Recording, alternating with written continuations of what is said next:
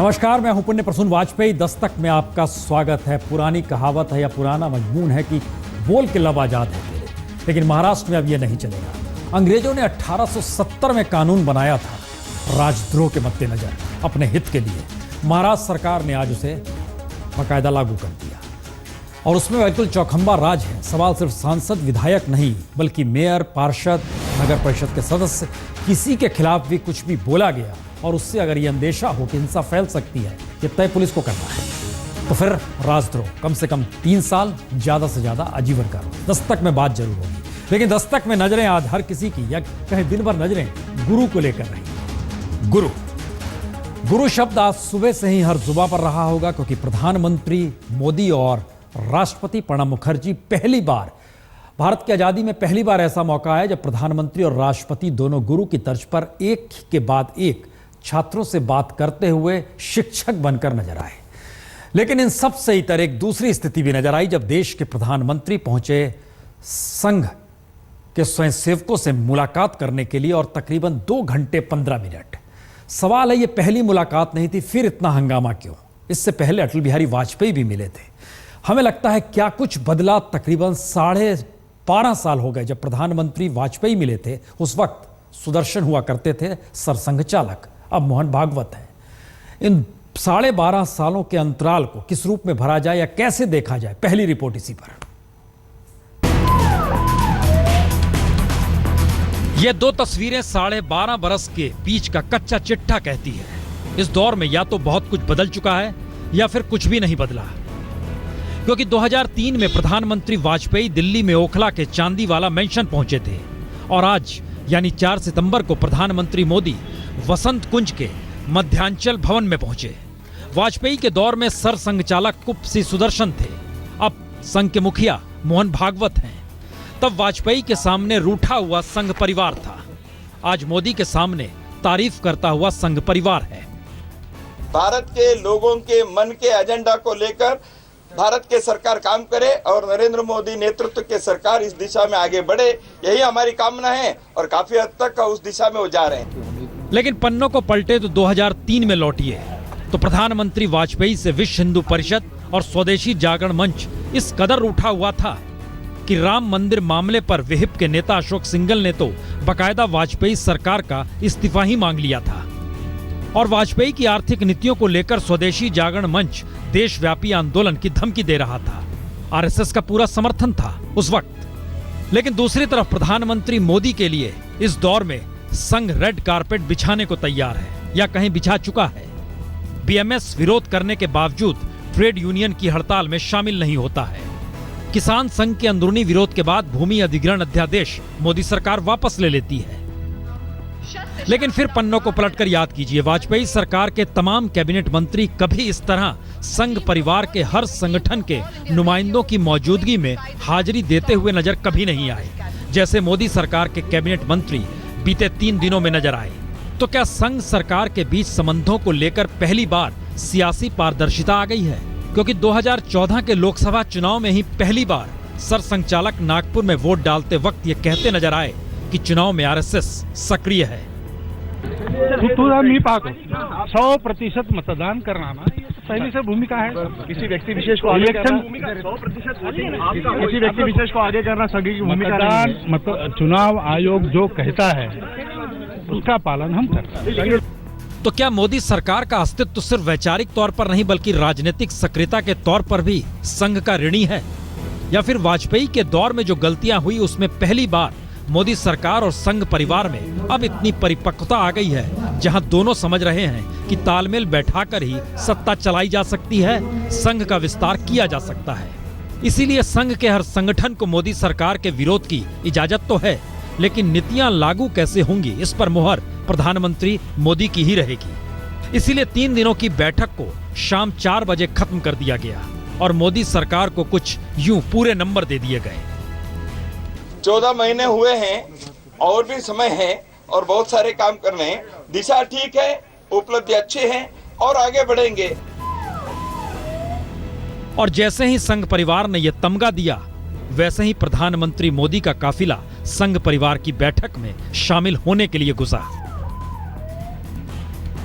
शाम 4:25 से शाम 6:35 तक इस बैठक के बाद तय यही हुआ कि तालमेल इतना जबरदस्त रहना चाहिए कि अभी से 2019 के चुनाव की तैयारी शुरू हो जाए, क्योंकि बिना सत्ता ना कोई लड़ाई जीती जा सकती है, ना ही कोई काम किया जा सकता है। जाहिर है हर जहन में यह बात आ सकती है कि 2 घंटे तक प्रधानमंत्री मोदी अगर वहां रहे तो वहां हुआ क्या होगा। भीतर में जाहिर है प्रधानमंत्री बतौर स्वयंसेवक होने पर गर्व जताया उन्होंने, प्रचारक रह चुके हैं, उन स्थितियों को भी बताया होगा जिसमें तमाम संगठनों ने कहा होगा कि सरकार की नीतियां जो हैं इस दिशा में जा रही है कि उन्हें अपनी जगह पर जवाबदेही में काम करना मुश्किल होता है, क्योंकि उन्हें जवाब देना पड़ता है। जवाब वहां पर आया होगा कि इंतजार कीजिए, अभी तो सिर्फ 1.25 बरस बीते हैं। लेकिन यह पहली बार नजर आ रहा है कि अटल बिहारी वाजपेयी के दौर में और मोदी के दौर का अंतर सबसे बड़ा यही है कि इस वक्त आरएसएस भी सचेत है, सरकार भी सचेत है। उस वक्त एक दूसरी स्थिति थी। सचेत क्या निकला इसमें हर जहन में आ सकता है। 4 सवाल निकले हैं। पहला सवाल यही है कि यह पहली बात जो निकली है कि संघ और सरकार में जबरदस्त एकता होनी चाहिए, वो एकता इन 3 दिनों में नजर आई। दूसरी चीज नजर आई, ज्यादा आदर्शवाद ठीक नहीं है, यानी इस तरीके से मत बोलिए कि हम सरकार में हैं, हमको ऐसे जवाबदेही है, लोकतंत्र है, ये है वो है। काम कीजिए, आगे बढ़िए, आदर्शवादिता मत दिखलाइए। दोनों तरफ से ये बात निकल कर आई, यानी एक पटरी पर चले। संघ के रूठे संगठन विरोध करते रहें, लेकिन सरकार के साथ चले। नीतियां जब लागू करनी होगी, मुहर सरकार की होगी, प्राइम मिनिस्टर मोदी की होगी।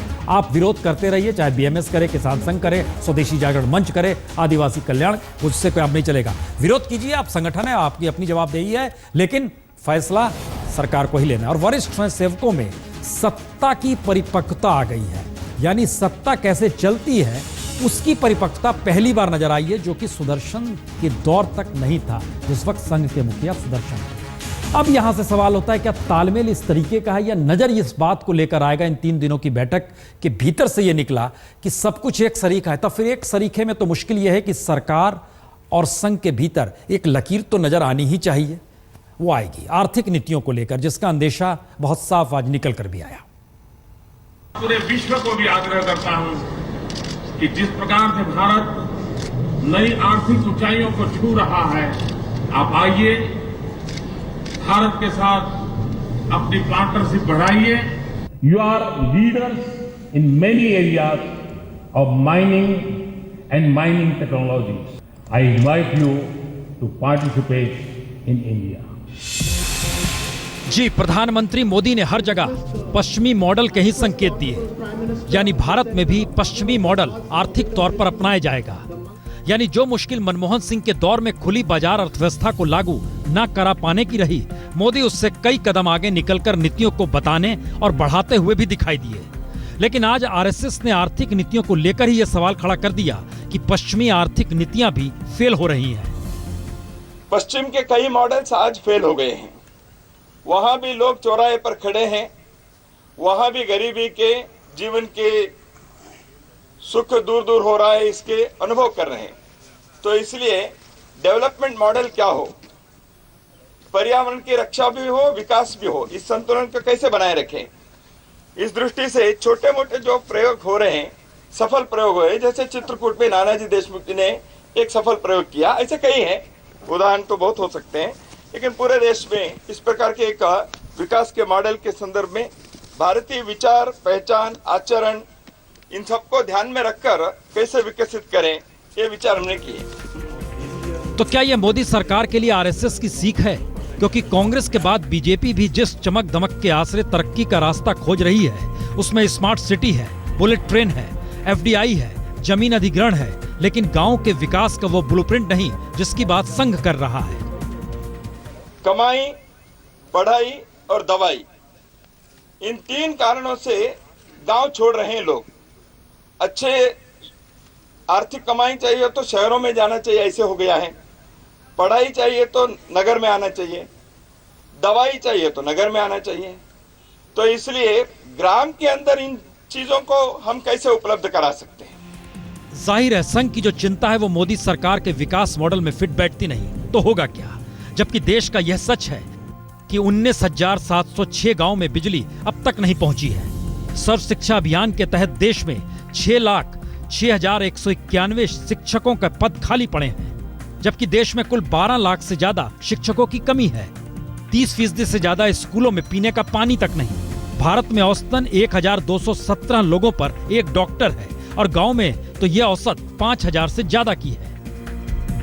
और किसानों का हाल तो किसी से छिपा नहीं। बीते एक दशक में 1.5 करोड़ किसान किसानी छोड़कर खेतीहर मजदूर बन गए, क्योंकि किसान और किसानी की सरकार को चिंता ही नहीं। यानी कमाई, दवाई और पढ़ाई तीनों स्तर पर गांव में कोई व्यवस्था है नहीं। इसलिए यह सवाल भी है कि जो संघ सोच रहा है, क्या वो मोदी सरकार सोच रही है? और अगर नहीं सोच रही है तो क्या इस बैठक के बाद सोचेगी, या फिर यह मान लिया जाए कि दरअसल जो संघ सोच रहा है उसकी उम्र सिर्फ 3 दिनों की थी, जो आज खत्म हो गई। ध्यान दें तो सोच के स्तर पर कहा जा सकता है कि 3 दिनों के दौर में जो मुद्दे उठे वो उठे। आखिरी फैसला तो सरकार को लेना है, क्योंकि सरकार की नजर 2019 को लेकर है।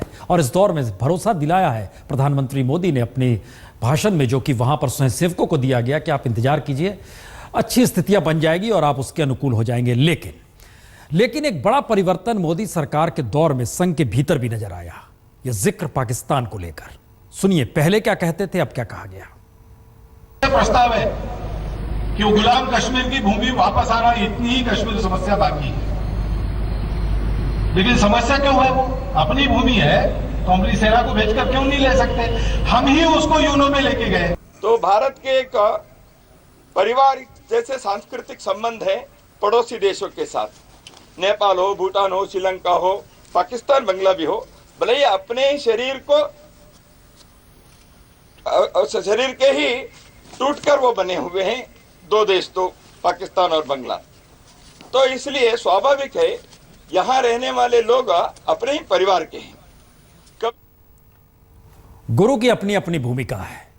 गुरु का मतलब देश के भीतर प्रधानमंत्री सुबह नजर आ रहे थे, लेकिन जब वो संघ की सभा में पहुंचे तो वहां गुरु सरसंघचालक मोहन भागवत थे। लेकिन नीतियों को लेकर कहा जाए कि अपनी अपनी स्थितियों में कौन बड़ा गुरु हो गया है, तो इन सब में महाराष्ट्र कहीं आगे निकल गया है। आज जारी किया गया, खिलाफ कहिएगा तो देशद्रोह लग जाएगा आपके खिलाफ, सर्कुलर जारी कर दिया गया। रिपोर्ट देखिए। महाराष्ट्र सरकार के इस सर्कुलर को देख लीजिए, क्योंकि यह सर्कुलर कहता है कि सरकार के खिलाफ कुछ भी लिखने बोलने से पहले 100 बार आपको सोचना होगा। आप कह सकते हैं इसका मतलब क्या है? क्या इसका मतलब यह है कि लब अब गुलाम है तेरे? जी, सर्कुलर कुछ इसी तर्ज पर है कि सरकार और जनप्रतिनिधियों के खिलाफ टिप्पणी करने पर देशद्रोह का केस हो सकता है। यानी किसी मेयर, विधायक, सांसद की ऐसी आलोचना हो जिससे हिंसा भड़कने का खतरा हो तो आप पर देशद्रोह लग सकता है। यानी ये पुलिस तय करेगी कि वाकई जो आलोचना की गई है उसके जरिए क्या क्या खतरे हैं, और उसके बाद आप पर देशद्रोह लग जाएगा। यूं सरकार का तर्क यह भी है कि धारा 124 उन लोगों के खिलाफ नहीं लगाई जा सकती जो विद्वेष और घृणा के बिना कानूनी तरीके से सत्ता में बदलाव लाने की कोशिश कर रहे हैं। लेकिन सवाल यह है कि यह तय करेगा कौन? और आईपीसी की धाराएं लगाने का अधिकार अगर पुलिस के पास है और सत्ता की आलोचना करने पर सरकार के दबाव में पुलिस देशद्रोह का मामला दर्ज नहीं करेगी, इसकी गारंटी लेगा कौन? व्यक्ति स्वातंत्र्य पे इससे गदा नहीं आने वाली, यह हमारा मत है। दरअसल ये पूरा मामला असीम त्रिवेदी को लेकर ही शुरू हुआ। याद कीजिए 3 साल पहले असीम त्रिवेदी ने सरकार को कटघरे में खड़ा करते हुए कुछ कार्टून बनाए थे, तो महाराष्ट्र सरकार ने उन्हें देशद्रोह के मामले में ही गिरफ्तार कर लिया था। लेकिन बाद में देशद्रोह का मामला हटाना पड़ा। अलबत्ता कोर्ट में दिशा निर्देश जारी करने के बाबत सरकार ने आश्वासन दिया था, लेकिन आश्वासन के पर्दे में यह सर्कुलर जारी हुआ। और अब सवाल सीधा खड़ा हो चला है, क्या सरकार अभिव्यक्ति की आजादी को ही कुचलना चाहती है?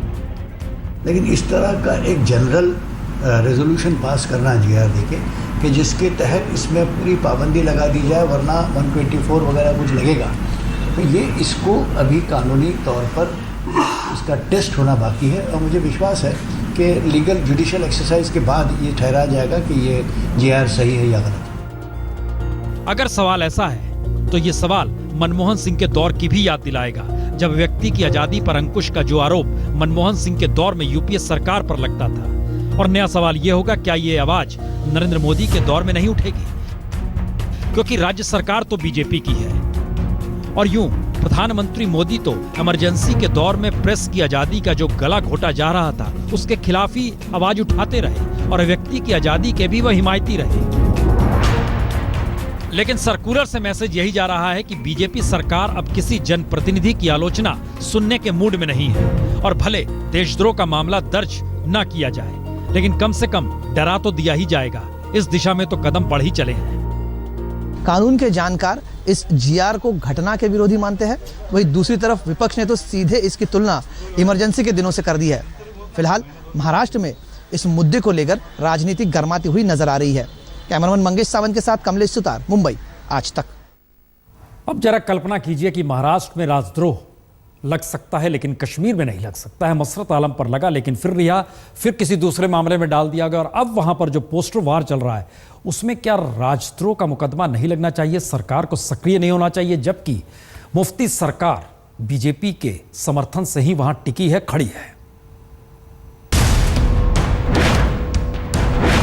घाटी में लगे ये दो अलग अलग पोस्टर एनआईए और लश्कर के बीच शुरू हुए पोस्टर वार का ही नतीजा है। नेशनल इन्वेस्टिगेशन एजेंसी यानी एनआईए ने पहली बार आतंकवादियों की धरपकड़ के लिए इस तरह के पोस्टर छापे और घाटी में अलग अलग जगह लगवाए भी। और दूसरी तरफ आतंकवादी संगठन हिजबुल मुजाहिदीन ने लोगों से एनआईए की मदद न करने का फरमान जारी करते हुए ये पोस्टर लगवा दिए। हालात इतने बुरे हो चले हैं कि सेना अब आतंकवादी संगठनों के लगाए धमकी भरे पोस्टर को फाड़ रही है और आतंकवादी संगठनों से डरे हुए लोग एनआईए के लगे पोस्टर को फाड़ रहे हैं। मुश्किल यह है कि इन हालातों के बीच घाटी में चुनी हुई सरकार मौन है और मुफ्ती सरकार को समर्थन दे रहे बीजेपी के नेता भी इस पर कुछ बोलने से कतरा रहे हैं। लेकिन दूसरी तरफ पोस्टर में खुले तौर पर आतंकवादी ये लिखने से नहीं कतरा रहे कि हमारे लड़ाके एक मकसद के लिए जान दे रहे हैं और कुछ लोग इस्लाम के खिलाफ गतिविधियों में जुटे हैं। तो दूसरी तरफ एनआईए बाकायदा नाम और तस्वीर चस्पा कर आतंकी घटना का जिक्र करते हुए उसमें शामिल लोगों का जिक्र कर रही है, यानी आतंकवादियों का जिक्र कर रही है, जिसमें अबू कासिम, अबू ओकाशा और अब्दुल रहमान भी है, जो कि उधमपुर धमाकों में शामिल थे। कश्मीर में पोस्टर चिपकाना कोई नई बात नहीं है। इसका इस्तेमाल आतंकी भी करते हैं और सुरक्षा एजेंसियां भी। लेकिन जिस अंदाज से अब इसमें नई जंग छिड़ गई है, उससे साफ जाहिर होता है कि क्या पोस्टर चिपकाने से कश्मीर में सुरक्षा एजेंसियों को कोई मदद मिलेगी या नहीं। वैसा ही कुछ हाल आतंकी संगठनों का भी है, जो रात में पोस्टर सड़कों पर चिपकाते हैं, लेकिन सुबह होते होते वो सड़कों से गायब हो जाते हैं। लेकिन सवाल सिर्फ घाटी का नहीं है। सवाल यह है कि घाटी में ये हो रहा है और दिल्ली में एक अलग तरह की बेचैनी है। और इस बेचैनी का ही आलम है कि संघ ने भी मोदी सरकार के साथ बातचीत के बाद कश्मीर के हालात पर चिंता जताई और ये सवाल भी उठाया कि जब मुफ्ती सरकार को बीजेपी ही समर्थन दे रही है तो फिर कश्मीर पर केंद्र की भूमिका है क्या, यह भी सामने आना चाहिए। आंतरिक सुरक्षा के संबंध में कई प्रकार के जो आज terrorism, cross border terrorism, internal security के सामने कई विषय, माओवाद, हिंसा, इन सारे विषयों को मुकाबला करने के लिए समाज की शक्ति भी बढ़े, शासन भी उस दिशा से सही नीति अपनाए। चिंता है नीतियां लागू कैसे हो। चिंता इस बात की है कि नीतियां लागू हो नहीं पा रही है। चिंता इस बात की है कि हमारे मॉडल में आप फिट नहीं बैठते हैं।